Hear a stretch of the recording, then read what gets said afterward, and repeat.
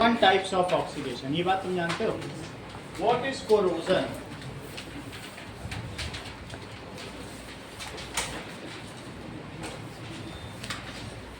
When metals are prolonged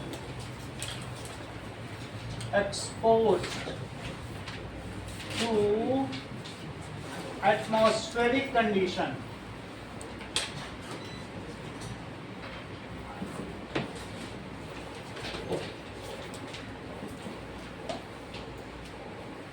like temperature,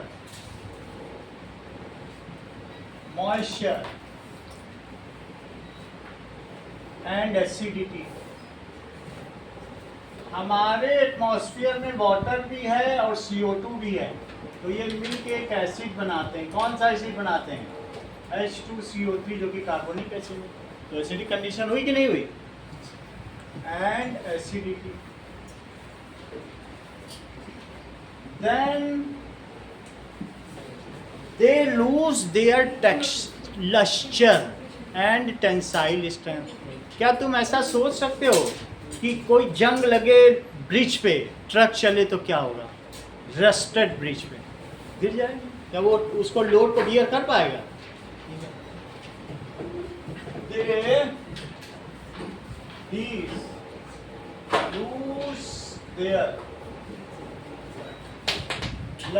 lustre भी खो देते हैं and tensile strength.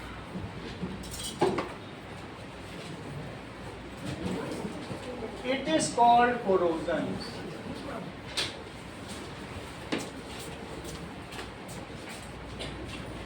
और रस्टिंग. इन दोनों को क्या कहते हैं? यदि मेटल को एटमॉस्फेरिक कंडीशन में लंबे समय तक रखा जाए तो टेंसाइल स्ट्रेंथ क्या होती है? टेंसाइल स्ट्रेंथ का क्या मतलब है? Load bearing capacity of any metal is called its tensile strength. जैसे लोहे की चेन से देखो क्रेन कितना कितना पार उठा लेती है, तो load bearing capacity of metal, यही टेंसाइल स्ट्रेंथ होती है. अब जरा देखें, जैसे आयरन में कैसा होता होगा अगर ऑक्सीजन के साथ या मॉइस्चर हो और CO2 की कंडीशन हो, तो क्या होगा? करीब 1 महीने के अंदर ही तुम्हारे घर में नया लोहा होगा, जंग लग जाएगा. 2-4 दिन में ही लगना चालू होगा कि नहीं? पानी वानी पड़ जाए उसके ऊपर रस्ट लग जाए. तवे पे लग जाती, तवे पे तो घर पे देखी होगी. तो क्या होगा? Fe2O3, तो ये रेड ब्राउन रस्ट होगी, जो कि 2Fe और 3/2O2 पूरे में किससे मल्टीप्लाई करते हैं, तो क्या हो जाएगा? 4Fe plus 3O2. इनकी उपस्थिति जरूरी है. सिर्फ O2 से नहीं लगेगी रस्ट. अगर ऑक्सीजन में रख दोगे तो नहीं लगेगी, लेकिन अगर वहाँ पर मॉइस्चर है और CO2 है तो ही लगेगी. सही कि नहीं? और CO2, तो 2Fe2O3 जिसको कहते हैं फेरिक ऑक्साइड. जो लोग इसे फेरिक ऑक्साइड ना कहना चाहें वो आयरन 3 ऑक्साइड भी कह सकते हैं, क्योंकि आयरन 2 का भी होता है, 3 का भी होता है, तो 3 इसी का तो माना जाए. आयरन में ऐसे रस्ट लगती है. जरा ये देखो, अगर कॉपर को कार्बन डाइऑक्साइड में रख लो, वाटर में रख लो, तो क्या होता है? कॉपर में कभी रस्ट लगोगे देखा है? उसको ग्रीन रस्ट कहते हैं. क्या कहते हैं? Green rust.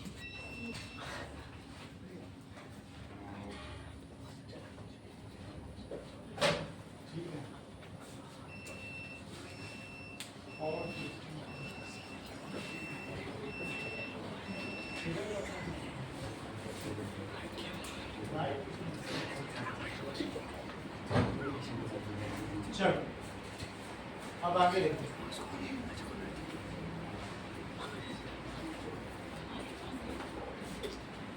ना, इसको कहते हैं ग्रीन रस्ट. क्या बोलेंगे? Green rust. Cu plus CO2 plus H2। अब जरा चेक करो, यहाँ 2 लिखे हैं। अच्छा, ऑक्सीजन यहाँ कितने हैं? चेक करो, दैट इज कार्बन तो एक है, यहाँ पर ऑक्सीजन कितने बताइए? 5 है, तो 2 इसके पास हो गया। हाइड्रोजन बैलेंस है, जितनी ऑक्सीजन की कमी है वो O2 से पूरी करो। किससे पूरी करोगे? O2 से। तो O2 कितने लगाने पड़ेंगे बोलो? अब हो गया ठीक ठीक, सही है। So this is green rust. जरा इस चीज को आप लोग देखें कि ग्रीन रस्ट होती क्या है, वीडियो में भी दिखाएंगे, वैसे भी देखो।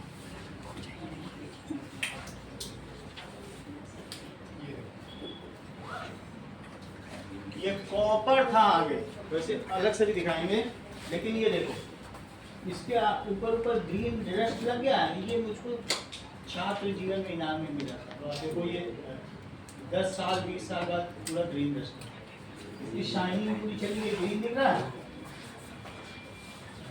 दिख रहा है ना आपको? ये देखो ग्रीन, ये कॉपर का रस्ट, ग्रीन रस्ट, ये देखो, सही है? हाँ, ये ग्रीन दिख रहा है कि नहीं? अलग से भी दिखाएंगे।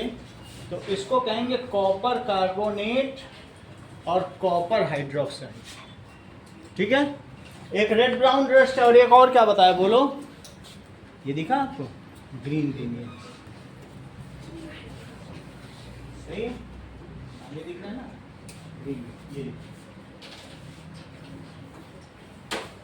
तो इफ कॉपर इज, इसमें भी एसिडिक कंडीशन ही, तो ग्रीन रस्ट दिखने में कैसा होता होगा? जरा ये देखें, ये ऐसे रस्ट को कलेक्ट किया गया। वैसे कॉपर कार्बोनेट ऐसा होता है, लेकिन अब पूरा देखें, copper carbonate and copper hydroxide.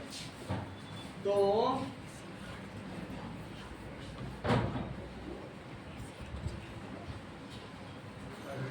पीछे ये देख लेती है, कॉपर कार्बोनेट कॉपर हाइड्रोक्साइड, समझ में आ गई? वही चीज है ये, ओके, ये वही चीज है, copper carbonate copper, it is green. जो स्टैचू ऑफ लिबर्टी है वो कॉपर की बनी हुई है, मालूम है? वो पूरी हरी होती है, फ्रांस ने अमेरिका को दी। और इसी तरीके से मुंबई CST की कैनोपी देखी है छत्रपति शिवाजी का, वो पूरा कॉपर का था, वो पूरा ग्रीन हो चुका। अभी जो मुंबई गए वो देखो, अभी मैं दिखाता हूँ, ये देखो, है ना। अब आगे की बात देखो। कहने का मतलब है कि रस्टिंग होने से वो मेटल डिके हो जाएगा, फिर उसमें कुछ ज़्यादा रह नहीं जाएगा। चेक करें, नाउ अब देखो,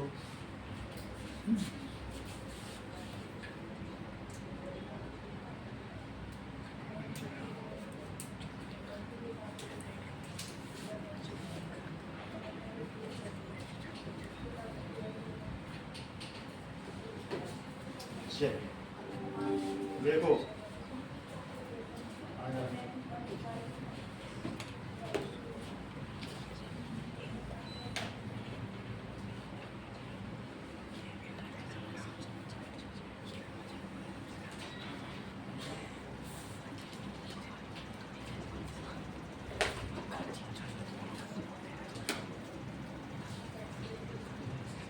देखिए, statue of liberty now and then, ये देखो ऐसे थी जब शुरू में फ्रांस ने दी, और अब देखो क्या हालत हो गई।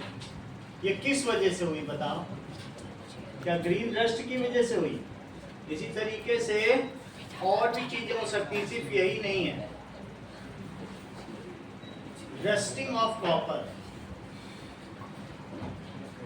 तो रस्टिंग ऑफ कॉपर में देखो, ये इस तरीके से, ये एसी की ट्यूब है, कई बार हमारी ट्यूब, कई बार पानी रिस गया, कुछ हो गया, जमा हो गया, इसीलिए इस पे चढ़ाया जाता है, नहीं तो बाहर से वाटर डग लग के पूरा ग्रीन हो जाए, तो इसमें काफ़ी नुकसान होता है। अगर किसी कहीं इसकी सीट, जैसे हमारे मोबाइल के पीछे की सीट होती है ना, कवर, वो हट गई तो फिर पानी लगने से वो रस्टिंग हो जाए, सही है। तो रस्टिंग ऑफ कॉपर तो तुमने देख लिया, क्या ये फायदेमंद है कि इससे मेटल डिके हो जाएगा और अपनी टेंसाइल स्ट्रेंथ लूज कर देगा। रस्टिंग ऑफ आयरन देखो सर आप ये भी तो बता रहे थे शिवाजी छत्रपति वो भी शिवाजी। देख लेंगे। Rusting of iron ये happens देखो, when iron अगर इस तरीके से जो नेवी के शिप हैं उनकी एक लाइफ है डेफिनिट, क्योंकि उनका डेक यार्ड ये सब रस्ट हो जाता है, वो लोहे के ही बने होते हैं, ठीक है नहीं, क्योंकि उतनी मजबूती और किसी में नहीं है। उसका जो एंकर डाला जाता है उन सबकी चेन कैसे रस्ट हो जाती है। तो रस्टिंग तुम्हें समझ में आ गया ना। वैसे भी तुमको हमने रेड ब्राउन रस्ट तो दिखा ही दिया था, red brown rust that is Fe2O3 कहाँ पे है, ये देखो Fe2O3 भी देखिए, ये यही चीज तो है जो मैं यहाँ दिखा रहा हूँ, है ना। ऊपर जो लिखा है, कई बार हम लोग पहली रिएक्शन तो नहीं है बुक की, लेकिन Fe2O3 भी बना है रिएक्शन, तो ये भी है वही चीज है कि नहीं, देखो ठीक है। अब हम लोग देखेंगे इन दोनों में तो रस्टिंग होती है, लेकिन सिल्वर में रस्टिंग नहीं होती है। तुमने देखा होगा कि वहाँ गज छत्र और क्या क्या रखा हुआ है मेहरानगढ़ किले में, सब सिल्वर का तो ये पूरा है। तो वहाँ पर सिल्वर में टार्निशिंग होती है। क्या होती है बताओ, काला पड़ जाता है। सिल्वर के चम्मच देखें काला पड़ जाता है, चेक करो, टार्निशिंग ऑफ सिल्वर। ये देखो silver tarnishes due to a chemical reaction. धीरे धीरे अगर इस पे सल्फाइड की लेयर लग जाए तो वो जो सिल्वर के चम्मच हैं कुछ भी हैं तो वो कैसे पड़ जाते हैं। कुछ लोग इसकी एंटीक ज्वेलरी भी बनवाते हैं, ये देखिए कि नहीं। तो ये इस तरीके से, तो टार्निशस का मतलब काला पड़ गया सिल्वर। जब नया होगा तो बिल्कुल कई बार ऐसे ब्लैक ब्लैक है, तो वो Ag2S है। क्या है Ag2S, समझ में आ गई बात की नहीं। चलो तो अब हम तीन चीज देखेंगे। मेरा कहने का मतलब है अगर कॉपर पे कार्बोनेट चढ़ जाए तो रस्टिंग हो गई, आयरन पे ऑक्साइड हो जाए तो रस्टिंग हो गई, और सिल्वर पे क्या चढ़ जाए बोलो, सल्फर। सही, चलो अब तीसरी रिएक्शन देखें। दैट इज, तीन रिएक्शन होती हैं, इसको लिखो ग्रीन रस्ट। क्या आपने बताया था, कैनोपी ऑफ मुंबई सीएसटी, अभी भी देख लेते हैं। Canopy of Mumbai CST now and then. तो पहले कैसे थी कैनोपी, दिखाए तो ठीक है। चलो, rusting of Mumbai CST canopy.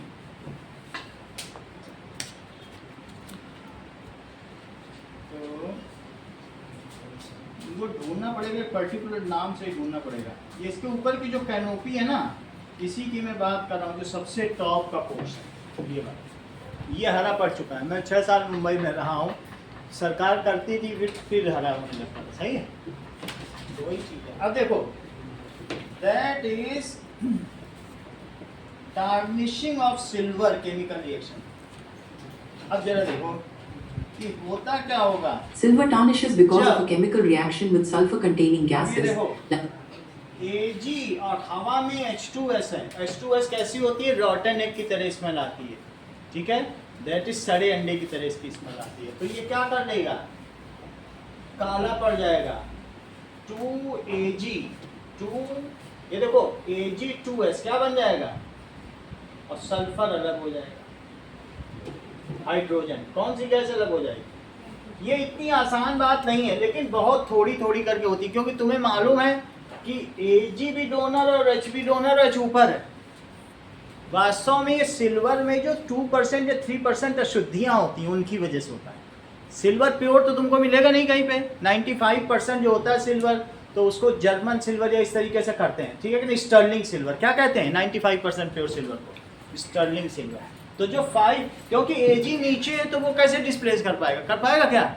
लेकिन फिर भी कहा जाएगा कि that is tarnishing of silver. तो silver becomes black because a sulphide layer is coated on it. Okay, लिखो। एंड कार्बन भी इस तरीके से होता है। हाउ द कोरोजन, क्या कोरोजन की वजह से हमारे देश को नुकसान होता है। जितनी हम आयरन प्रोड्यूस करते हैं, ज़मीन से खनन करते हैं, माइनिंग करते हैं, फिर उसका प्योरिफिकेशन करते हैं, 1/3 उसमें से हर साल नुकसान होता है। हमारे यहाँ की बिल्डिंग 30 साल से ऊपर नहीं चलती, ब्रिज 20 साल से ऊपर नहीं चलता। किसकी वजह से बताओ, रस्टिंग ऑफ आयरन। हम लोग किस रीजन में बताओ, हम लोग किस रीजन पे हैं? Tropical region. कहाँ के रीजन में है? सब देखो ये सब ट्रॉपिकल है, थोड़ा बहुत ही रीजन हमारा सब ट्रॉपिकल पे आ रहा है। ये देखो थोड़ा ऊपर है थोड़ा नीचे, लेकिन वहां पर भी टेम्परेचर ऐसा कुछ कम नहीं है। यूपी से ऊपर भी चले जाओ, सिर्फ कश्मीर छोड़ दो तो सब जगह वही चीज़ है। तो इस वजह से ये most suitable heat, moisture and acidity सब मिल जाता है, और इस वजह से हमारे यहाँ चीज़ें बनती रहती हैं, टूटती रहती हैं। और यूरोप चले जाओ, वो यहाँ पड़ता है, ये यूरोप है, वो कितना नया नया है। 100 साल तक जो चीज़ बन गई वो आज भी नहीं है। जो जाते हैं कहते हैं यूरोप कितना नया नया लग रहा है। अरे इसीलिए नया है, वो इसीलिए डेवलप्ड कंट्री है, क्योंकि उनके यहाँ जो मटेरियल है वो कभी टूटता ही नहीं है। जो बना देते हैं 300 400 साल पुरानी इमारतें बिल्कुल नई खड़ी हैं, और यहाँ पे जो बन जाए वो सब टूट जाए, क्योंकि आयरन इन सब चीज़ का। Even it also gives impact on the strength of cement also. Cement की घर की लाइफ 30 साल है, पत्थरों के घर की 100 साल है, जो मेहरानगढ़ है उसकी 100 से ऊपर है। सही कि नहीं? तो तुम समझ गए कि नहीं कि हम डेवलपिंग कंट्री क्यों हैं? क्योंकि हम ट्रॉपिकल रीजन में हैं, हम उष्ण कटिबंधीय क्षेत्र में हैं, और वो लोग शीतोष्ण कटिबंधीय, सब ट्रॉपिकल, इसलिए वहाँ कुछ रस्टिंग नहीं होता। ठीक है? सो रस्टिंग या corrosion has a huge loss. कौन सा लॉस है? लॉस है कोलेटरल, संपत्ति का लॉस है। किसका लॉस होता है बताओ? सो इसलिए corrosion is needed to be avoided. चाहिए तो नहीं ना किसी को, तुमने नया गेट लगवाया लोहे का, जंग लग जाए तो इससे अच्छा पेंट कर लो, नहीं तो हफ्ते भर में वो कलर बदल देगा। तो कोरोजन क्या है बताइए? इज नॉट प्रेफरेबल या अनडिजायरेबल। क्या ये कोई चाहता है कि किसी चीज पे कोरोजन लग जाए? इवन एंटीक ज्वेलरी वाले चाहते हैं सिर्फ एक पर्टिकुलर एरिया में ही उनका सिल्वर काला रहे, या जो बाला पहनते हैं वो काला रहे, पूरा ना काला पड़ जाए। पूरा काला पड़ जाएगा तो मजा आएगा क्या? देखो corrosion causes huge loss of collateral। Collateral का मतलब संपत्ति का लॉस होता है, ह्यूज लॉस ऑफ कोलेटरल। ठीक है? So it is undesirable, so it is undesirable. इसलिए 1/3 ऑफ आयरन, तुम्हारी बुक में लिखा है, what ever is purified in India is rusted every year in India. 1/3 उसमें से खराब हो जाएगा। तो that is prevention from corrosion.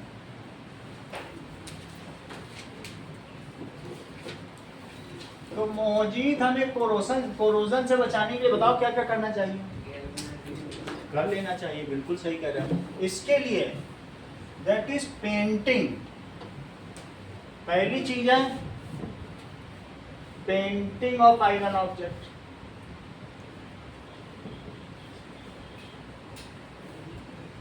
ठीक है?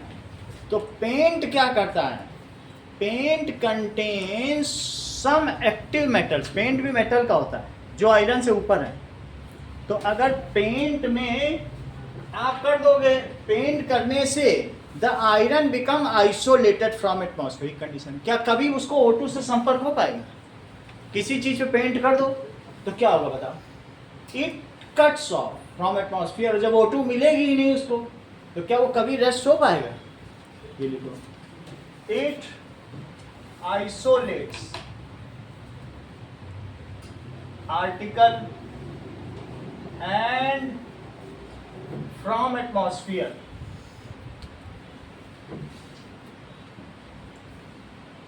सर वो क्या लिखा है? And does not allow it to come in contact with O2। हाँ बोलो। सर वो क्या लिखा है? Prevention from corrosion. ठीक है? नीचे वाला। पेंटिंग, पेंटिंग किसका? Of iron article. And does not allow O2 to come in contact with iron. दूसरी चीज ग्रीसिंग। अब तुम ऐसा तो नहीं कर सकते कि तुम्हारी साइकिल का जो मूविंग पार्ट है वहां पेंट लगा दो, तो चल पाएगा? वहां तो फ्रिक्शन हो जाएगा। मूविंग गियर्स होते हैं कि नहीं साइकिल में, बीच बीच में जो रिम के बीच में, वहां तो नहीं कर सकते हो। बहुत सारे मूविंग आर्टिकल है, कितनी मशीनें चल रही हैं, उनमें पेंट भर सकते हो, वहां तो ग्रीस भरा जाएगा। So moving parts of iron are greased, इसमें ग्रीस लगाई जाती है to isolate it from atmospheric condition. ऐसा क्यों करते हैं? जिससे कि फ्रिक्शन भी कम बना रहे। ग्रीस दो काम करता है, बताओ क्या क्या काम करता है? एक तो फ्रिक्शन को तो कम करेगा ही और आयरन को भी बचाएगा, डबल पर्पज, सही कि नहीं? तीसरी चीज यूजिंग रेड और येलो प्राइमर। प्राइमर का मतलब समझते हो कि तुम्हें कभी भी आयरन पर तुम्हें पता नहीं चल रहा क्या पेंट कराना है, रेड प्राइमर लगा दो। होता क्या है रेड प्राइमर, जरा देखो। यूजिंग रेड, कई लोगों ने अपने गेट को जो घर बनवा रहे लाल करके छोड़ दिया। वो लाल पेंट नहीं करवाते प्राइमर, उसमें चमक नहीं होती। वो होता क्या है वो देखो। यूजिंग रेड और येलो प्राइमर, जरा चेक करो, पहले वीडियो में चेक करो तब तुम कुछ फैमिलियर हो। ये पेंट नहीं है, रेड प्राइमर। देखो इस तरीके का होगा रेड प्राइमर, ये इस तरीके। ये पेंट नहीं है, लेकिन ये है क्या? ये सिंदूर है, PB304। और येलो प्राइमर देखो, रेड प्राइमर तुम्हें समझ में आ गया, ठीक है? सिंदूर को इन्होंने रेजिन में मिला दिया बस। क्या PB जो है वो Fe से ऊपर है? जरा लिखवा सरकाना याद करके देखो, अगर ऊपर तो काम बन जाएगा। और फिर दूसरा देखो येलो प्राइमर, क्रोमियम देखो, येलो प्राइमर। तो येलो प्राइमर देखो, ये सब येलो है, वैसा दिखा तो बात बने। ये इस तरह को देखो, इस पे किया ये क्रोमियम। समझ में आ गया? क्रोमियम की जितनी चीजें हैं, वैसे क्रोमियम यहाँ ऑरेंज है, लेकिन क्रोमियम इस तरीके देखो, एक K2Cr2 है क्रोमियम इसमें, ठीक है? सिंदूर तो सभी को मालूम है कि PB304 होता है, और ये क्रोमियम तो ऐसा ही दिख रहा है कि नहीं? तो चलो इससे होगा क्या? PB बाद आता है, हाँ? आयरन के बाद आता है। लिखबा सरकाना मग अल मंजन कर फीकड कोनी सन पी, तो ठीक है। Fe3 से तो पहले आता है, हम Fe3 की बात कर रहे हैं। Fe2 से हमको कहाँ पर है? Fe3 वाले को वो पहला Fe मत देखो, तुमको Fe3 नहीं बनने देना है कि नहीं? तो लिखो रेड प्राइमर कंटेन्स, क्या कंटेन करता है बताइए? PB ions and yellow primer क्या कंटेन करेगा? प्राइमर कंटेन्स क्रोमियम आयंस, सही है? उसमें क्रोमियम आयंस है। अच्छा तुम मुझे बताओ, अगर मेरे किसी आर्टिकल में रस्ट लग गई है, ये लग गई रस्ट, इसमें PB आ गया, तो PB कहेगा, जरा ध्यान दीजिए, लिखवा सरकाना में मगल मंजन कर फीकट, कर फी कड को नीसन पी बा फू आई तो, और फिर फेह। क्या ये PB इस Fe3 से ऊपर है? और एक चीज ये बताओ, क्रोमियम, क्या क्रोमियम भी Fe3 से ऊपर है?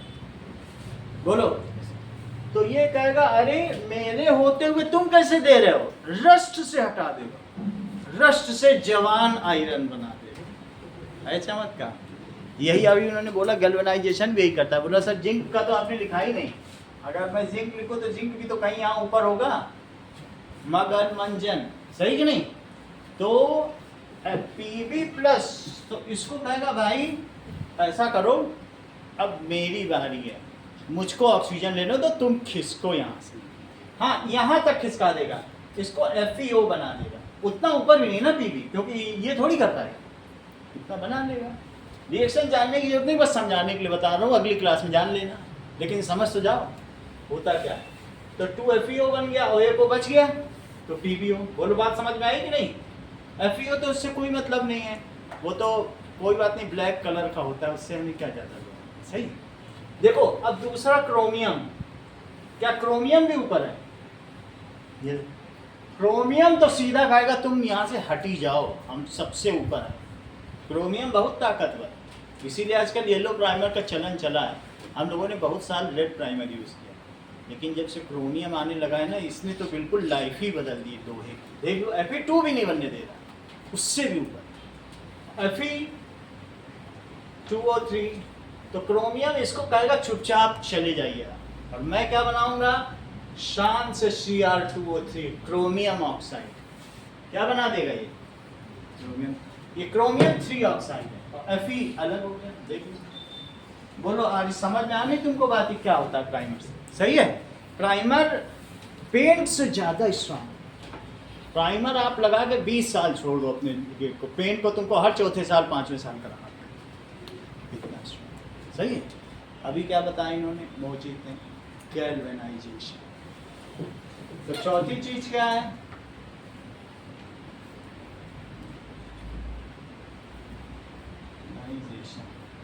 कभी तुम अपने पापा के साथ सरिया खरीदने गए हो कहीं पे, तो वहां तुमने देखा होगा लोहे की बार होती है, सब इसके ऊपर पड़ती है ना, जब लेंटर्स पड़ते हैं तो इसमें पड़ती, सरिया पड़ती कि नहीं? लोहे के बिना थोड़ी ना, ऐसे तो सीमेंट गिर जाएगी। तो उसमें वो लोग पोतते रहते हैं एक पेंट, जिंक सोल्यूशन, मजदूर लोग, और मालिक बैठा रहता है। वो सिर्फ इसीलिए पुतवाता रहता है कि अगर रस्सी लग भी जाए तो जिंक ऊपर, उसको वापस वो वहां से आयरन में बदल दे। सही है। What is galvanisation? Coating zinc solution on iron article is called galvanisation. बोलो बात समझ में आई? इससे ज्यादा नहीं है गैल्वेनाइजेशन के लिए, समझ आ गई बात? कोटिंग जिंक सोल्यूशन, जिंक ऊपर है, यही खेल खेलेगा। Coating zinc solution over iron article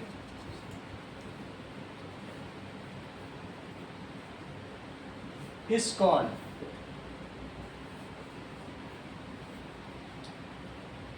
galvanization. Galvanized steel pipe, पहले कभी तुमने देखा लोहे के पाइप लाइन्स आती थी, उसमें पानी बहता था, उसमें गैल्वेनाइजेशन। अब आने लगी सब प्लास्टिक प्लास्टिक लगने लगी, नहीं कहीं देखी होगी तुमने लोहे की भी, वो गैल्वेनाइज्ड होती है स्टील। सही है। जिंक क्या करेगा बताओ? अगर कहीं Fe2O3 बन गया और तुमने Fe2O3 बिल्कुल रस्टेड है, ये देखो Fe2O3 बन गया, रस्ट लग गई, और तुमने जैसे ही इसके ऊपर जिंक की लेप चढ़ाई, जिंक अपना खेल शुरू कर देगा। जिंक बोलेगा अरे आप कैसे डोनेट कर रहे हो, हम आपसे ऊपर हैं, हटो, हमको ZnO बनाने दो, तुम Fe बन के रहो जब तक मैं हूँ। सही बात है कि नहीं? और उसको मजबूत बना देगा। तो क्या होगा बताइए? Zn का तो O बन जाएगा, क्योंकि वो सबसे ऊपर है, 2+ से भी ऊपर है कि नहीं? और साथ में क्या बनेगा बताओ? 2Fe। अब इस O की वजह से यहाँ 3 लगाओ और यहाँ भी 3 लगाओ, ये रिएक्शन Fe को प्योर कर देगा, रस्टिंग, डी रस्टिंग कर देगा। सही है। चलो, ये 4 प्रोसेस है, दैट इज इम्पॉर्टेंट है। कोरोजन क्या है और इसको रोकने के क्या उपाय हैं? Why it is hazardous? Because जो कोरोडेड आर्टिकल्स हैं, इससे मैन का भी लॉस होता है। कितने पुल गिरते हैं, क्या तुमको सिर्फ कोलेटरल लॉस ही दिख रहा है? कोई भरोसा थोड़ी है। बिल्डिंग गिर जाती है, घर गिर जाते हैं। सर इलेक्ट्रोप्लेटिंग हो सकता है? वो महंगा पड़ जाएगा। इलेक्ट्रोप्लेटिंग भी कर सकते हैं जब हमारा काम इससे चल रहा है। आयरन इतना सस्ता चीज़ है, पर 25 रुपये किलो तो आयरन मिलता है। नहीं तो स्पोर्ट्स में इलेक्ट्रोप्लेटिंग इलेक्ट्रोप्लेटिंग हम बहुत कॉस्टली चीज़ों पे करते हैं, जैसे कॉपर को सिल्वर का देने के लिए, तो वो सिल्वर सोल्यूशन में डाल के, और कॉपर, देखो ये बहुत बड़ी बात बताना है, देखो एक ये नई चीज़ इन्होंने बता दी, एक इलेक्ट्रोलाइसिस है, एक इलेक्ट्रोप्लेटिंग है। मान लीजिए ये तुमने एक गोल्ड ले लिया, क्या ले लिया, गोल्ड की बार ले लो, और ये सोल्यूशन किसका ले लो, AuCl। और इसमें यहाँ पर हैंगर में एक चांदी का हार, ऐसे जड़ाऊ हार हो, और बिल्कुल देखो जिसमें हीरे मोती पन्ने जड़े हों, लटका दो। और इसके बाद इन दोनों के बीच एक सेल लगा दो, और सेल में इसको निगेटिव बना दो, ये निगेटिव, क्या क्या हो गया ये पूरा, और इसको क्या बना दो बोलो, तो ये हार किसका लिया तुमने बोलो, सिल्वर। धीरे धीरे ये सोल्यूशन दिखने में ऐसा है, लेकिन इस सोल्यूशन में दो तरीके के आए हैं सर, और Cl माइनस आयन, बोलो निगेटिव की ओर कौन जाएगा, बताओ, कैथोड की ओर कौन जाता है, कैटायन जाता है कि नहीं जाता है। तो ये Au चढ़ता जाएगा इसके ऊपर, और जैसे ही तुम मुझसे पूछो कितनी सेकंड चढ़वाना है, 5 सेकंड का 10,000 रुपए, 10 सेकंड, क्योंकि जितने सेकंड बढ़ते जाएंगे इससे Au जब इसमें जाएगा, इससे Au उतरेगा, एक Au उधर गया, ये तो Au की पूरी बाहर है, आलम का मतलब गोल्ड होता है कि नहीं, तो उस पर गया, इधर से उतरा, ऐसे उतर, यही तो रिएक्शन होती है। तो ये पूरा होता चलाएगा। इलेक्ट्रोप्लेटिंग किसी पे भी, किसी की भी कराई जा सकती है, लेकिन ये चीज़ कॉस्टली प्रोसेस है। तुम क्रोमियम की करवाने से अच्छा है, क्रोमियम का 1 किलो का पेंट तुमको 80 रुपये मिल जाएगा, और इलेक्ट्रोप्लेटिंग वाले के पास जाओगे तो दाएं बाएं दाम बताएगा, तुम्हारा माथा चकरा जाएगा। आयरन की चीज़ पे इतना महंगा कौन कराता है, कराएगा कोई क्या, सिल्वर पे कराता। सिल्वर को गोल्ड बनाने के लिए कहते हैं रोल्ड गोल्ड ज्वेलरी पहन के आए, पहन के जाते हैं कि नहीं लोग, जिनकी हैसियत नहीं है वो लोग कैसा पहनते हैं, रोल्ड गोल्ड, उसी के ऊपर रोल्ड हो गया गोल्ड, सही, तो ऐसा किया जाता है। इसको, इस प्रोसेस को कहते हैं electroplating. Any metal can be plated over. Gas देखो लोहे की होती है और निकिल के सोल्यूशन में डालते हैं, बताओ कभी जंग लगता है गैस चूल्हे पे, पूरी लोहे की है, बस निकिल की प्लेटिंग है, निकिल, कभी जिंदगी में जंग लगता है। और निकिल की बनवाओ तो निकिल इतना महंगा है कि हमने जरा सा निकिल खरीदा, ये 300 रुपये का पड़ा, इतना निकिल, चूल्हा कोई खरीद पाएगा इतना निकिल, 300 रुपये का। प्लेटिंग कितना सस्ता है, मतलब वैसे सस्ता नहीं है, लेकिन पूरा निकिल के बनवाने में तो फिर हालत खराब हो जाएगी। नहीं, इतनी बात समझ में आ गई आपको इलेक्ट्रोप्लेटिंग क्या है, कि किसी पे भी किसी के भी करा सकते। अगर आपको गरीब दिखना है तो सोने के जेवर पे चांदी की करवा के पहने, बोलो तो बहुत गरीब है खाने के लिए, ये भी कर सकते हो, सोने के जेवर पहन लिया और चांदी की प्लेटिंग करा, कॉपर की करा लो। अब आगे देखो, रेंसिडिटी। व्हाट इज रेंसिडिटी, इसका नाम लिखो, सिल्वर सल्फाइड, ब्लैक, ये ब्लैक है, इसको कहते हैं टार्निशिंग ऑफ सिल्वर। बाकी दोनों को रस्टिंग कहेंगे। सिल्वर की मजबूती कम नहीं होती है, कभी चांदी की पायल काली होते देखा है, कहाँ काली होती है, मेट्रोपॉलिटन सिटी में, गांव में नहीं होती है, पहाड़ों पे नहीं होती, जहाँ पर H2S गैस है। ये H2S गैस कहाँ पाई जाती है, प्रदूषित एरिया, जहाँ प्रदूषण ज़्यादा है। बॉम्बे में, दिल्ली में सबसे पहले चांदी की पायल काली, वो बेचारे अपनी चांदी को किसी तरह पैक करके रख, देख के आओ सुनार के तो पता चल जाए, इतना प्रदूषण, पॉल्यूशन की वजह। और इसको कहते हैं हाइड्रोजन सल्फाइड, ये तो जानते हो, सिल्वर सल्फाइड, और इसका नाम क्या है, हाइड्रोजन सल्फाइड। अब हम बात करते हैं रेंसिडिटी। ये जो कोरोजन मैंने बता दिया, चैप्टर 3 का भी कवर कर दिया पूरा, दोनों एक साथ कवर कर। अब क्या वहाँ पे पढ़ाने की जरूरत नहीं पड़ी, आप लोग देख सकते हो चैप्टर 3 के लास्ट में यही सब दिया है।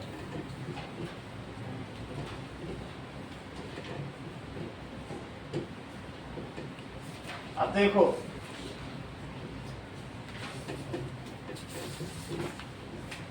कभी तुमने कड़वा बटर खाया है मौजी?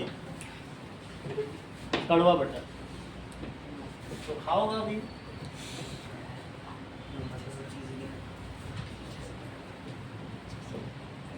When oily या फ्राइड एडिबल मटेरियल, कभी फ्राई करो किसी चीज को, फ्राई कर लो और उसको फ्राइड एडिबल मटेरियल, अब वो कुछ भी हो सकता है, तुम उसको एग्जाम्पल के तौर पर चिप्स ले लो,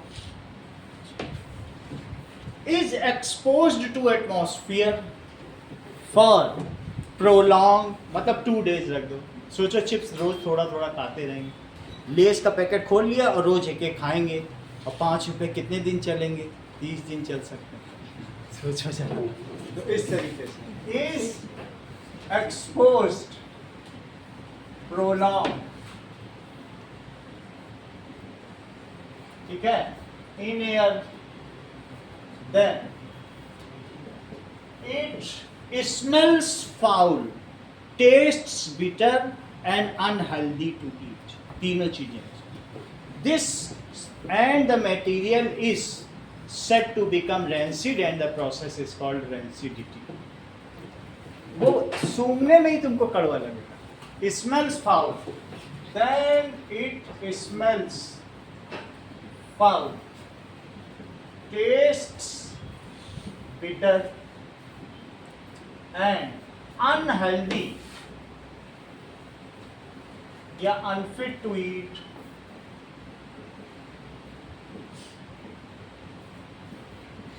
The edible is said to be rancid।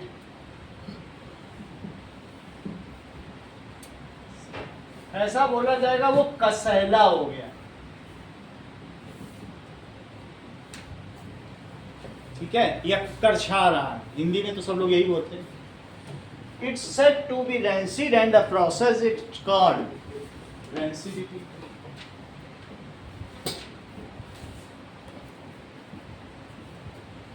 Called rancidity. जरा ध्यान दीजिए, जो ऑयल हैं, तुमको क्या मीथेन गैस का फार्मूला पता है? बोलो, मालूम है? इस चीज को क्या कहते हैं? मीथेन, या इसे CH4 भी कह सकते हैं। अगर इसमें से H हटा दो और CHO लगा, CH3CHO, इसको कहते हैं एल्डिहाइड। इस ग्रुप को क्या कहते हैं? Methyl aldehyde. मीथेन से बना हुआ ना, ठीक है, ये एल्डिहाइड है। जब मैं एल्डिहाइड की बात कर रहा हूं तो यही ऑयल है, इसमें ऑक्सीजन मिल जाए, इसको O2 दे दो तो क्या बन जाएगा? CH3 तो यही रहेगा। देखो ये CH3 है, ये चीज क्या है, तुम इसको ऐसे भी सोच सकते हो, CH3CHO, समझ आ गया?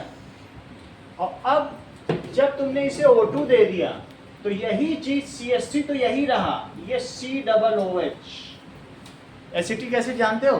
और नहीं तो कहो तो फिर स्मेल करा दें, कितनी कसैली है, चाउमीन स्मेल कराया कि नहीं कराया? कितनी कड़वी होती नहीं? तो इस तरीके से ऑयल में जो एल्डिहाइड है वो एसिटिक एसिड में बदल जाता है। समझ में आया? रेंसिडिटिक प्रोसेस में क्या होता है?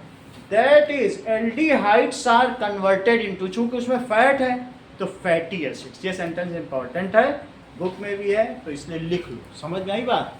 रेंसिडिटिक प्रोसेस में क्या होता है बोलो? ये ऑयल है sweet smelling, aldehydes are sweet smelling. लेकिन ये देखो, अगर इसमें एक H और लगा दो तो क्या यही इसका एक O और लगाओ तो क्या यही इसका ऑक्सीडेशन नहीं हुआ? तो ये भी तो प्रोसेस ऑफ ऑक्सीडेशन है। खाने का ऑक्सीडेशन हो तो रेंसिडिटी कहो, मेटल का हो तो कोरोजन कहो।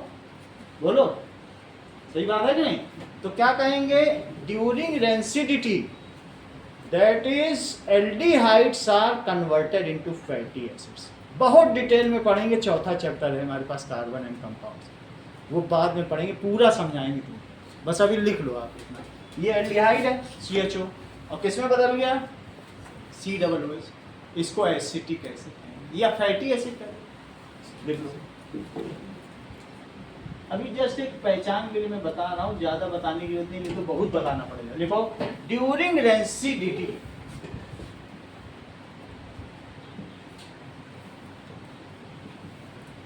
Aldehydes, oil aldehydes, that is aldehydes, ये ऑयल के लिखा है, या और भी चीज हो सकता है, बटर भी हो सकती है। ब्यूटाइडल डिहाइड, वो ब्यूटाइरिक एसिड है। बटर को, अमूल बटर को ब्यूटाइडल डिहाइड कहते हैं। इस कन्वर्टेड इनटू, किसमें कन्वर्ट हो जाएगा विश? बोलो। It is converted into acidic acid. Fatty acid, fat content, fatty acid, acetic नहीं लिखना। एक बार और बताएंगे कुछ समय बाद, जब ये चैप्टर आएगा फिर बता। ये फैट वाले एसिड सही है। रेंसिडिटी सही नहीं है, क्योंकि रेंसिडिटी कड़वा कर दे हमारे आइटम को। बहुत सारे में तो तेल रहता है, बहुत सारे फ्राइड हैं। सो प्रिवेंशन फ्रॉम रेंसिडिटी लिखिए।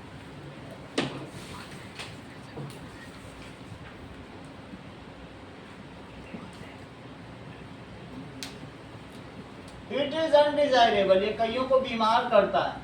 कड़वा बटर खा के देखो, बटर रख दो बाहर, ऐसे कटोरी में निकाल के रख दो, 6 दिन बाद खाओ, बट ब्रेड में लगा खा नहीं पाओगे ब्रेड। और बाहर ही रखना, फ्रिज में मत रखना, फ्रिज में रखोगे तो खा पाओगे। पहली चीज रेफ्रिजरेशन। इफ ऑयली सब्सटेंस, तुम्हारे पास अचार है, कुछ भी है, oily substance are kept refrigerator, ठीक है, in cool atmosphere, then oxidation process does not occur. यही ऑक्सीडेशन हो रहा है। ये क्या हो रहा है यहाँ पे? ऑक्सीडेशन। समझ में आई बात कि नहीं? इफ सर 2 बार किसी का कॉल आ गया। कोई नाम से है क्या? तेजस तेजस हाँ? 9 तेजस 9। कहीं घूम रहा होगा, 9th वाला था ये, तेजस से घूमता रहता है। पहुंचा नहीं होगा घर।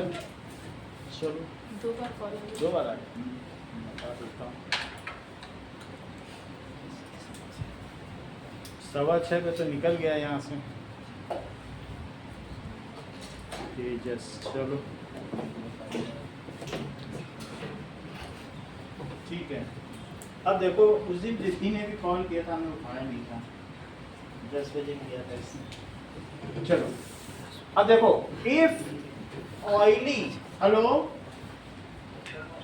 हाँ नमस्कार सर। सर 6:15 पे तो ओवर हो गई है, ये कहीं इधर उधर घूम रहा होगा क्या?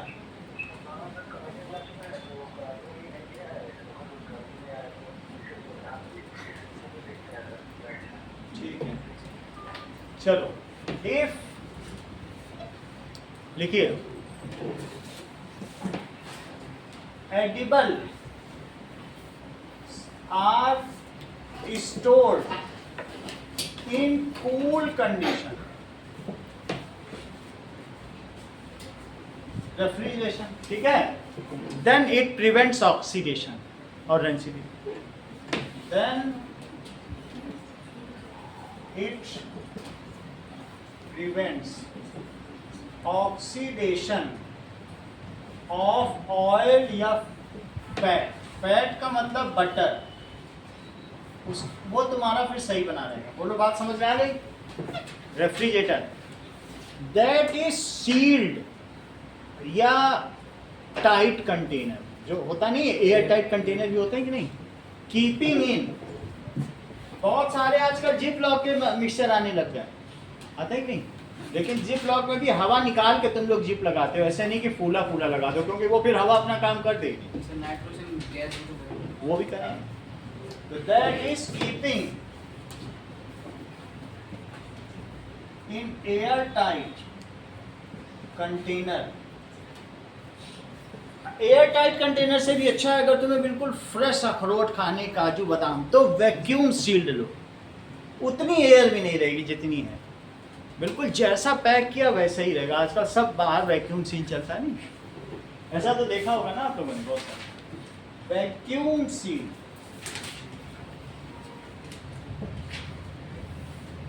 कंपैक्ट। इससे क्या होगा? This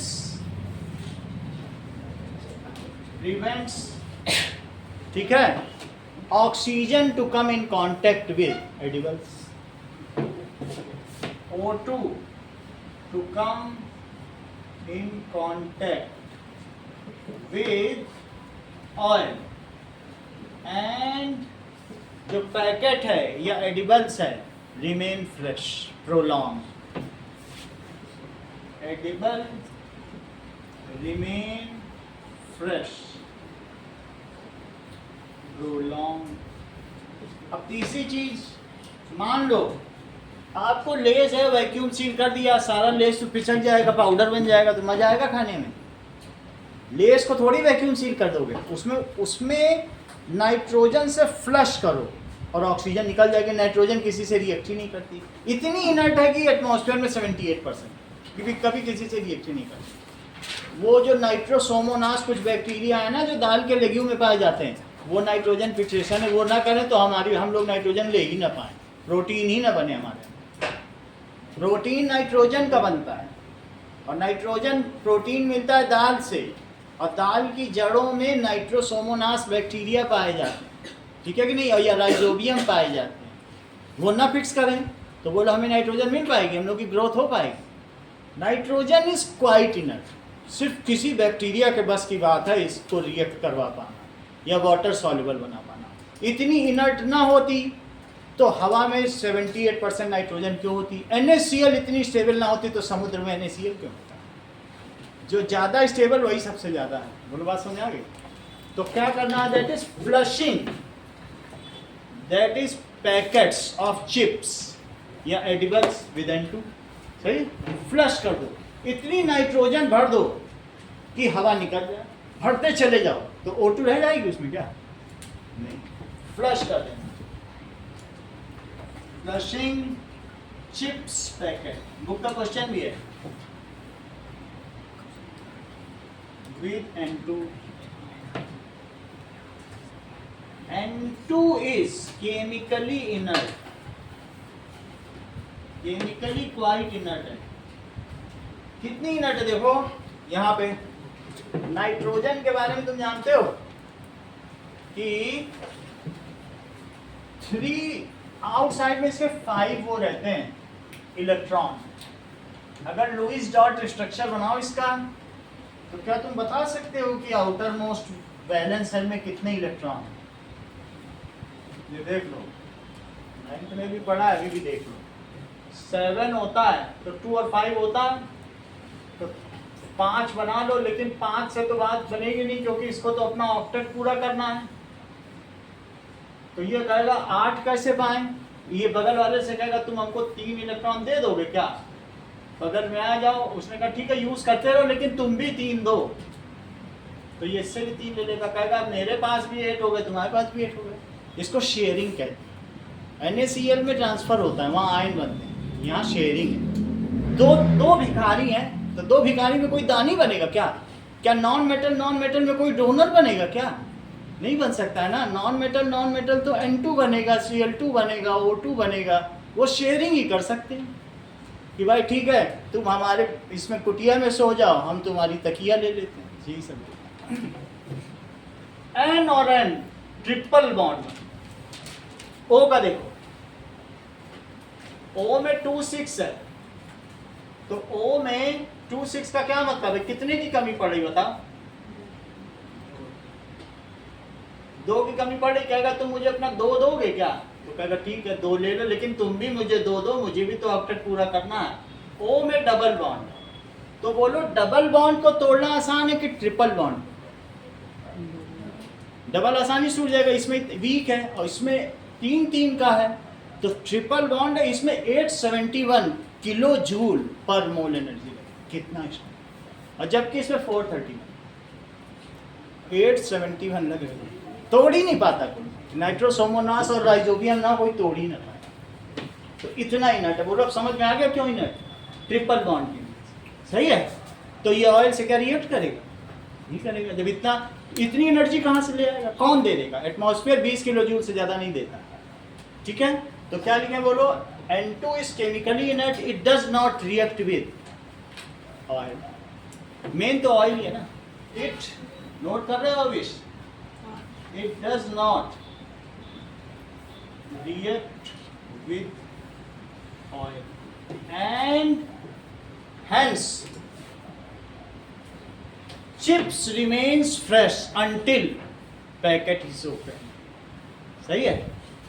And hence chips remains fresh until packet is open. इस सिर्फ नाइट्रोजन फ्लश करने के चक्कर में लेज ने सारी चिप्स कंपनियों को पीछे छोड़. एक ट्रिक उसने निकाल दी केमिकल की, लोगों ने कहा इतना फ्रेश हमने तो कभी खाया ही नहीं. सब लेज सबसे पहली कंपनी लेज थी, आज तक चल रही. जरा देखो फ्लशिंग कैसे की जाती है.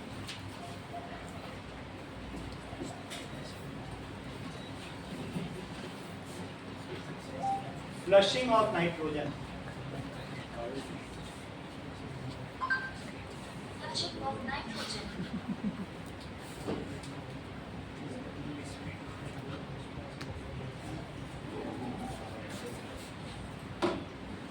इसमें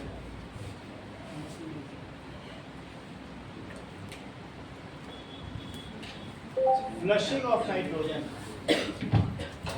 देखो Flushing of nitrogen.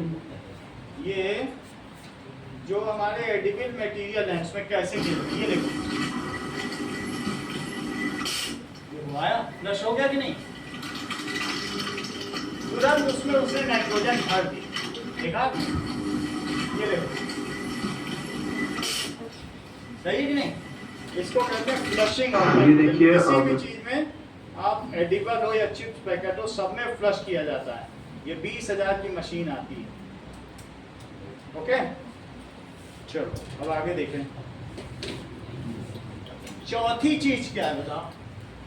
एक तो ये बात हो गई, दैट इज एडिंग एंटीऑक्सीडेंट्स. कुछ ऐसी चीज होती है जो ऑक्सीजन से रिएक्शन हो जाए तो उसको निकाल ले. हल्दी, ऐसी चीजें होती हैं कुछ एंटीऑक्सीडेंट्स के मैं नाम बता रहा हूँ. अगर किसी भी मटेरियल में आप ये सब यूज करो तो क्या होगा उससे, बोलो. मैं इसमें देख के बताता हूँ और भी कौन कौन से. Antioxidant to prevent rancidity. ठीक है, बस Antioxidants prevent rancidity in fatty foods by stopping oxidation. चलो लिख देते हैं. एडिंग, चौथी चीज क्या है, एडिंग एंटीऑक्सीडेंट.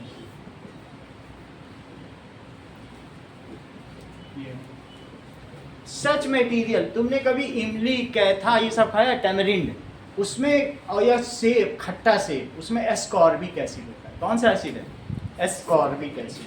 वो इस तरीके के एसिड, एस्कॉर्बिक एसिड हमारे पास और रखा भी हो तो एस्कॉर्बिक एसिड एंटीऑक्सीडेंट है. और उसको जब हम डाल देते हैं, एस्कॉर्बिक नहीं दूसरे एसिड, चलो कोई बात नहीं.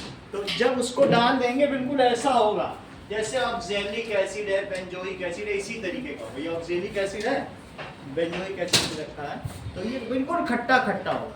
ये टमाटर का स्वाद होगा, ये टमाटर से निकाला. सही है कि नहीं. तो ऐसे ही है, अलग अलग चीज़ों से निकाला जाता है. सेब से निकालोगे वो खट्टी चीज़ तो फिर वो क्या बन जाएगा, दैट इज. ठीक है, और वही सिट्रिक एसिड भी हमारे पास रखा हुआ है. नींबू से निकालोगे तो सिट्रिक एसिड पाउडर रहते हैं सारे वाइट कलर से. सही. तो if antioxidants like ascorbic acid is added, जब तुम बना रहे हो ना चिप्स, उसी में डाल दो तो ऑक्सीजन आएगी तो वो उससे रिएक्ट कर जाएगा और ऑयल फ्रेश रहेगा. ऑयल से नहीं रिएक्ट करने देगा, कहेगा मैं आगे खड़ा हूँ, मुझसे करो पहले रिएक्ट. तो बोलो ऑयल बच गया कि नहीं बचेगा. इफ ड्यूरिंग, देखो तुम उस पर कॉर्न लगाते हो, ऐसे चिप्स नहीं बनता है क्रिस्पी. कभी कभी कॉर्न का पाउडर भी तो लगाया जाता है, कॉर्न स्टार्च, तो वो सब लगा देने की में उसमें थोड़ा सा ये भी डाल दो. इफ ड्यूरिंग मेकिंग ऑफ, ठीक है, ये oily items antioxidants like ascorbic acid, ये सेब में पाया जाता है। सेब का खट्टापन एसिड है ना, खट्टे सेब को खाओ, ग्रीन एप्पल खाया कभी, वैसा एस्कॉर्बिक एसिड। नहीं तो कभी इमली खाई है, टमारिंड, कैथा खाया है उन सब में। फिर ऑयली के बाद क्या लिखना है? ऑयली के बाद ऑयली आइटम्स, अगर ऑयली आइटम्स में ये मिला दिया जाए तो during making of oily items या frying of antioxidant is added. फ्राई करने से पहले क्या करो, ये जोड़ दो उसमें, antioxidant is added to material to be fried, जिसे तुम फ्राई करना चाहते हो, देन इट प्रिवेंट्स रेंसिडिटी। दोनों क्वेश्चन 3-3 नंबर के हैं जो बताएं। और मौजूद और भी कोई क्या है? 5 थे, मुझे 4 बताना। और कोई है तुम्हारे दिमाग में? रेफ्रिजरेशन कर लिया, इसमें कर लिया, फ्लशिंग कर लिया, यही 4 लिख लेना, ठीक है। आगे बढ़ो, अब एक्सरसाइजेस पे आ जाओ। एक्सरसाइजेस के मोस्टली मैंने करा दिए, देख लेता हूँ कुछ बचा हो करा देंगे, फिर आगे बढ़ेंगे। चलो पहला दूसरा क्वेश्चन हो गया। क्वेश्चन नंबर 3 जिज्ञासा, जिज्ञासा बताओ। 8-10 कॉपियां अभी तक चेक हो चुकी हैं, अभी उसमें अनुष्का ही टॉप पे चल रही हैं, कुछ कल दे देंगे आपकी कॉपी, ठीक है।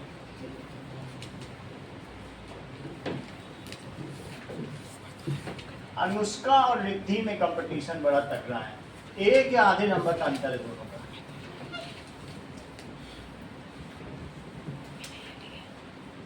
वो मैम टोटल करेंगे तो पता चलेगा। चलो अगला देखो, तुम इतना कब से पढ़ने लगे? पहले तो ठीक ठाक थी। 97.8% मार्क्स आए अदिति के, जो अभी कल रिजल्ट निकल गया ना। हमारे एक अदिति जानते हो, नाम से जानते हो? अदिति, पिछले साल तुम लोग भी तो थे ना, नहीं थे? तो उसके 97.8%। सेकंड में तो 92% है, 90% है, वैसे टाइप है। मतलब मैं बता रहा हूँ कि हाईएस्ट इतना आया है। सेकंड को कौन पूछता है? कोई पूछता है क्या? फर्स्ट की सब लोग फोटो लगा। चलो क्वेश्चन नंबर 3 देखो।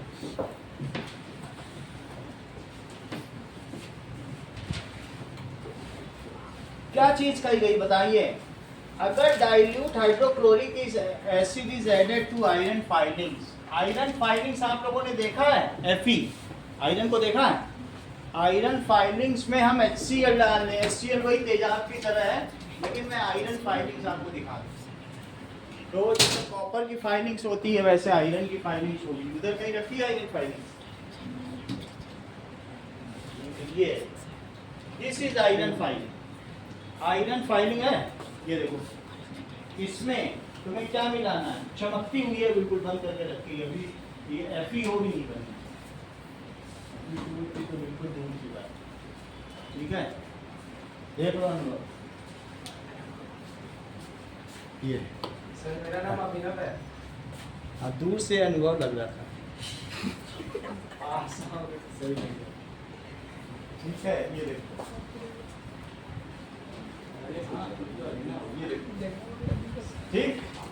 आगे देखो, Fe में HCl मिलाया जाए तो क्या होगा बताओ? बोलिए, मोजित रिएक्शन पूरी करो। डियाना बहुत तेज निकली, इतना कैसे जानती हो? क्योंकि Fe2+ ऊपर है। इनको मतलब जो रासायनिक श्रेणी एक्टिविटी सीरीज याद रही, ये इसको करेगा। नहीं तो ये FeCl3 भी बोल सकती थी, Cl2 ही क्यों बोला? मतलब पूरी प्लानिंग के साथ आंसर बता रही है, बहुत बड़ी बात। तो it is 2।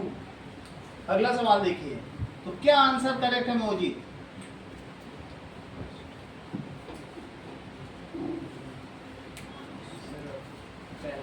Correct. Fourth question देखो,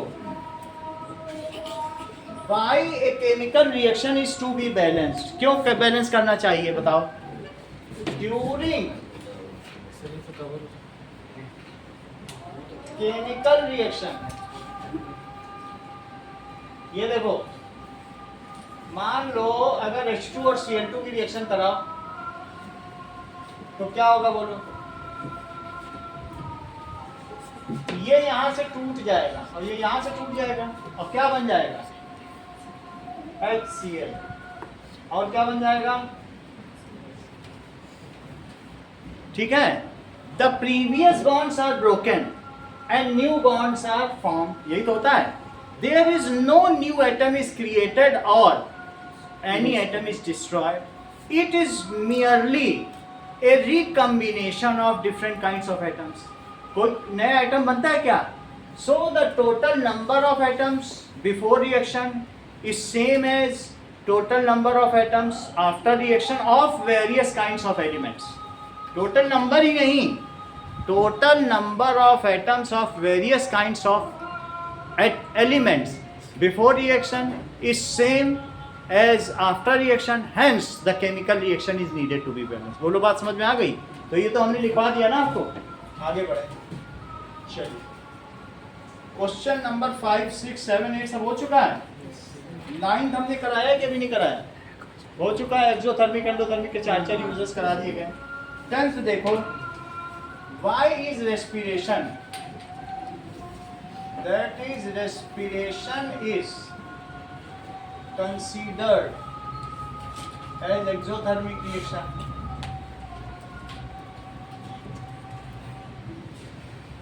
क्यों एक्सोथर्मिक रिएक्शन कराई जाती है? Because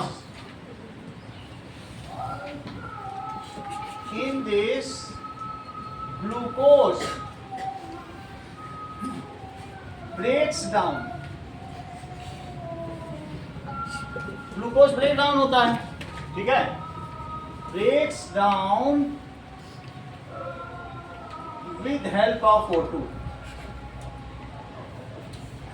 in mitochondria.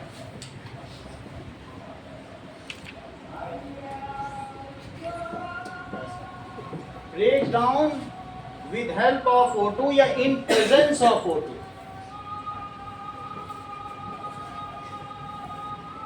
Presence of O2 in mitochondria and releases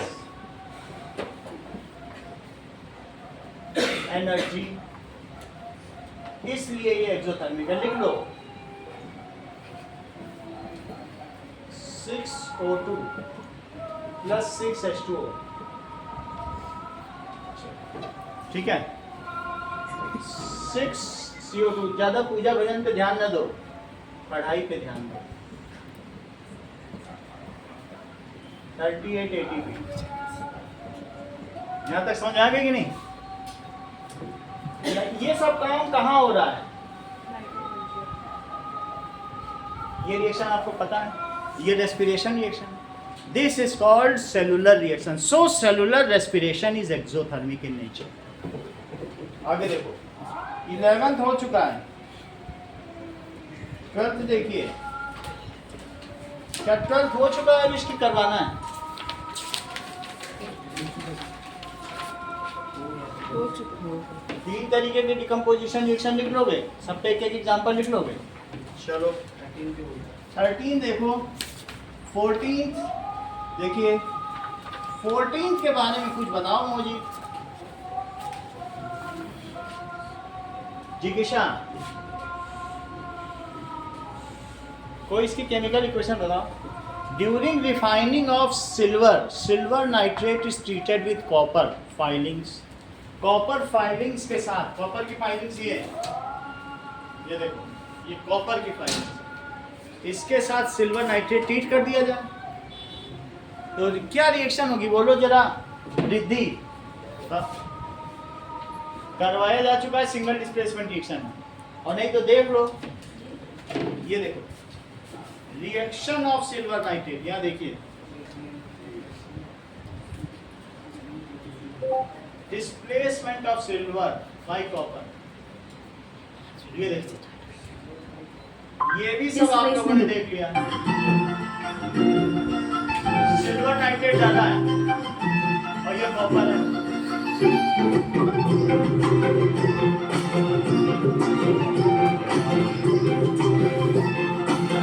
silver अलग हो गया।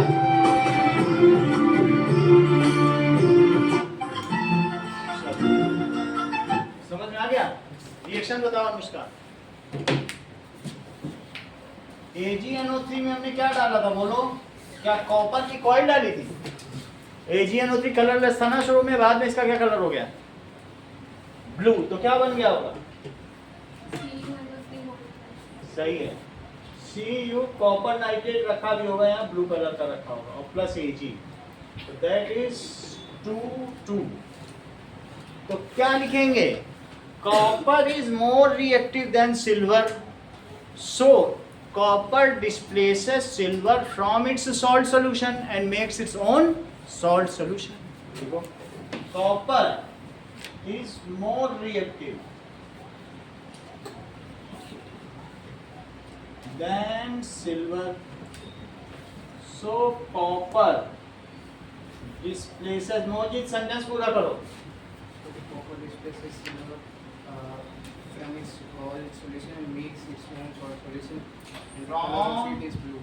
सही है, इट्स सॉल्ट सोल्यूशन। देखो कॉपर ने हटा दिया, बोलो एजी से कि तुम हटो, हम आएंगे तुम्हारी जगह। Salt solution and makes its own salt solution.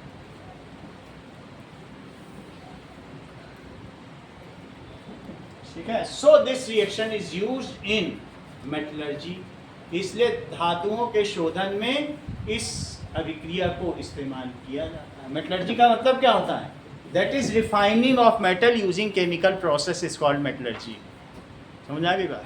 Refining of metal using chemical process. देखो, सो अबव यहाँ भी एक्वियस लिख लो, यहाँ ब्लू लिख लो जैसा कि अनुष्का बता रही है, यहाँ कलरलेस लिख लो और ये भी एक्वियस है। चलो, तो वो था एक्वियस का मतलब वाटरी सॉल्यूशन, एक्वियस। सही, ठीक। वाटर में सॉल्यूशन बनेगा तो क्या कहेंगे? Aqueous. So above reaction is used in metallurgy of silver. Harshvardhan, fee आप जमा कर दीजिएगा। अगला देखो, what do you mean by precipitation reaction? Give examples. तुम क्या समझते हो अविश प्रेसिपिटेशन रिएक्शन से? बोलो, ये लगा रहे बताने में। रिद्धि बोलो। आशना, डिफाइन प्रेसिपिटेशन रिएक्शन। हाँ बोलो। In double displacement reaction, a substance either floats on the top or settles at the bottom. This is called precipitate and कुछ चीज छोड़ दी तुमने, आगे बताओ। इन In a double displacement solution. Solution. Yeah. हाँ, The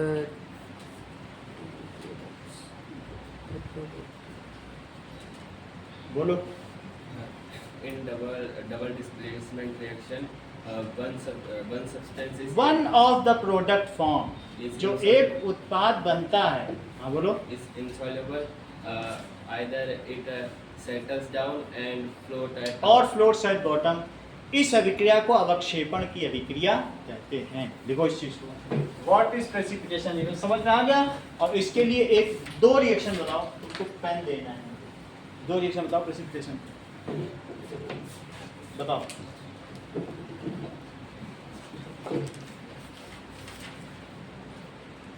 Harshvardhan आप बताओ। PbNO3 voltwise plus Ki makes PbI2 plus KNO3. Correct. एक और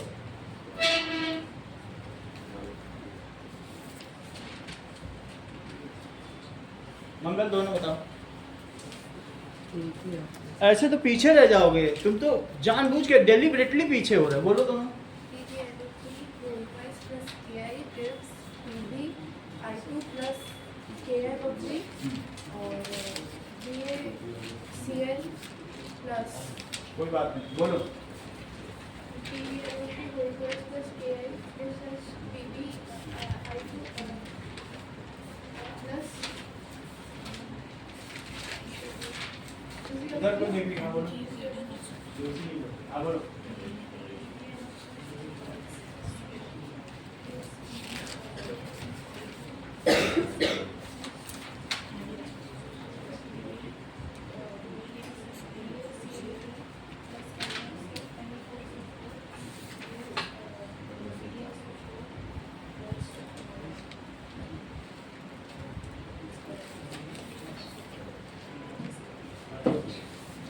चलो आगे बढ़ते हैं। तो प्रेसिपिटेशन रिएक्शन लिख लेना कि during chemical reaction that is one of the product form is insoluble. ठीक है, ऐसा लिखोगे कि नहीं? ये जरूर लिखना, one of the product form is insoluble, it either settles down at bottom और फ्लोट्स एट टॉप। एक रिएक्शन पूछी तो एक बता देना। चलो आगे बढ़ते हैं। 16 क्या 16th में अविश तुम ये दोनों कवर कर लोगे, ऑक्सीडेशन एंड रिडक्शन के बारे में? चलो 17th देखो, 17th का आंसर दो Avish. A shiny brown element on heating becomes black in colour, बता देना। करेक्ट। देखो कितना ही दिमाग है इन्हों। जैसे मैंने कहा शाइनी ब्राउन, इनकी आंखों की चमक तुमने देखी थी? ब्राउन बोलते क्योंकि ये दुनिया में घूमते हैं, तो इनको मालूम है ब्राउन सिल्वर होता नहीं। Cu. हाँ पूरा बोलो। A shiny brown substance on heating in air, common sense का यूज करना है, ठीक है? तो on heating in air becomes black. Compound form होता है वो CuO है और जो एलिमेंट है Cu. सही। चलो Cu को हीट करो एयर में तो क्या होगा बोलो? That is heating of copper in air. जरा चेक करो तो ब्लैक हो जाना चाहिए। इतने को देख ले तो तुम्हें हमेशा याद है। अविश क्यों भूले? यानी इनके घर में कॉपर या सिल्वर नहीं होगा, मेन ये चीज है। नहीं तो हम फैमिलियर करा दें कॉपर होता क्या है, सिल्वर क्या है। गाने के साथ इनको बताएं। Heating of copper in air, Heating of copper in air. तो कॉपर को अगर हम हीट करें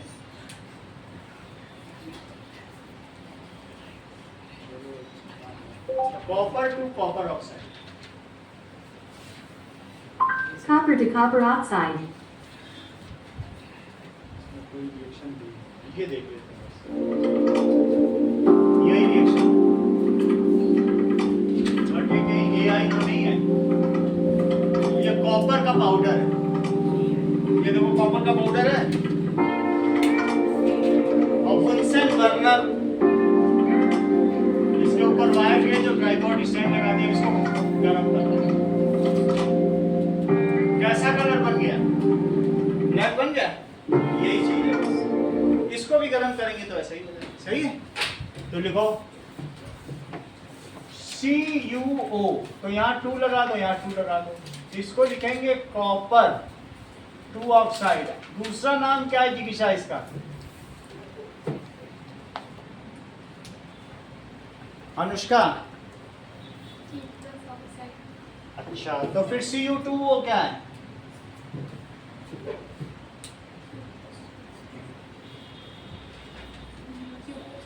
वो क्यूप्रस ऑक्साइड। तो ये क्या है? ज्यादा वैलेंसी में एक लगाया करो। Cupric oxide. इसका क्या कलर है अविश? ब्लैक। ब्लैक। तो शाइनी ब्राउन, और इसलिए ये X सब्सटेंस है। बोलो समझ में आ गई बात? यही लिख देना। अगला देखो, Why do we apply paints on iron articles? क्यों अप्लाई करते हैं? So paints are applied on iron articles so that, हाँ बोलो, prevent them from oxygen, prevent them the contact from oxygen. हाँ, या isolate them from atmospheric condition या O2, hence preventing corrosion या rusting सही कहती है। चलो तुम इतनी जानकार कैसे हो। Oil and fat containing food items are flushed with nitrogen, बताओ।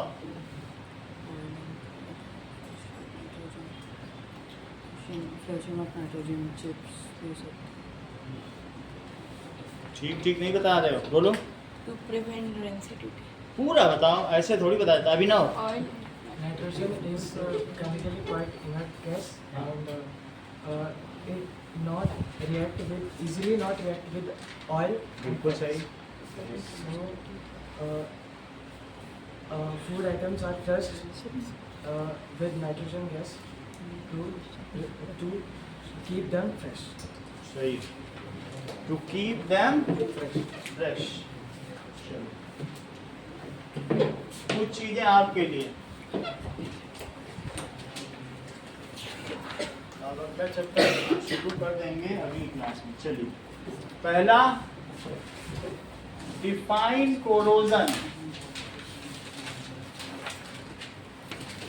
Right 3 chemical equation. तीनों बहुत काम किए हैं, एसोसिएटेड विद इट।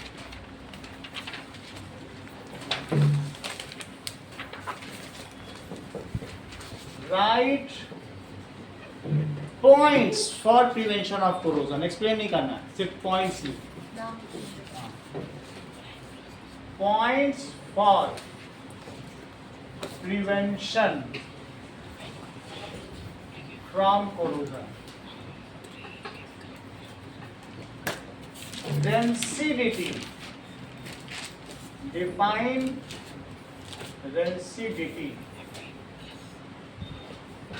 rancidity को define करो and write preventive methods.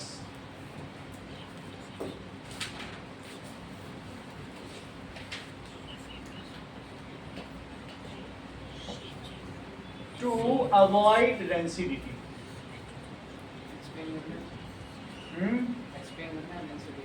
नहीं, कुछ एक्सप्लेन नहीं करना, सिर्फ पॉइंट लिखना, चारों पॉइंट लिखने। रेंसिडिटी के बारे में पूरा लिखो, लेकिन पॉइंट सिर्फ पॉइंट लिखो, ठीक है। पॉइंट ही पूछे जाते हैं एग्जाम में। तीसरा देखो, अ shiny brown element on heating becomes black. Right chemical reaction.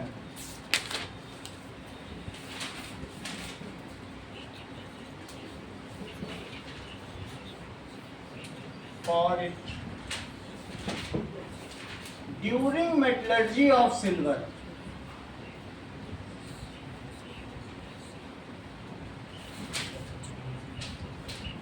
Silver nitrate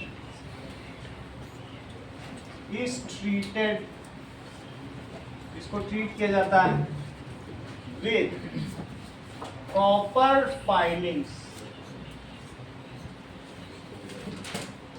ठीक है। Why?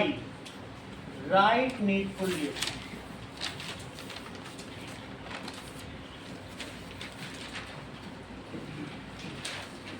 Define galvanization.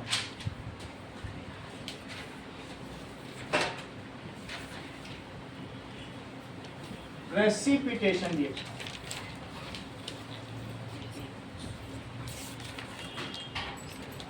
Tarnishing.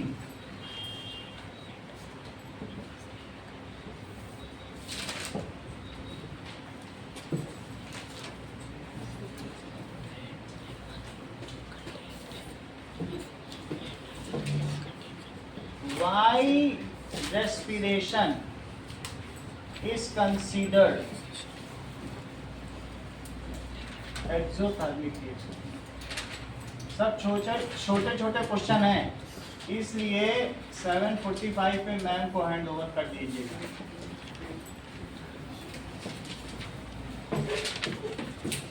दोनों हाथों से लिखोगे बहुत जल्दी होता है। सर एक बार टार्निशिंग का बताइए। हाँ? टार्निशिंग टार्निशिंग का मतलब है if metal get coated with oxide layer, however do not lose its tensile strength, then it is called tarnishing. It takes place in silver.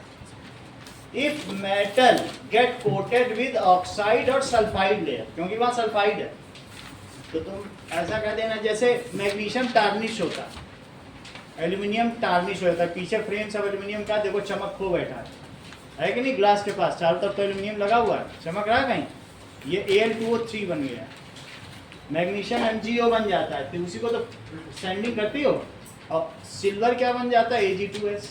If sulphide और oxide layer is coated over metal, it loses its luster, however do not lose its tensile strength, then it is called tarnishing, silver get tarnished। सही, चलो।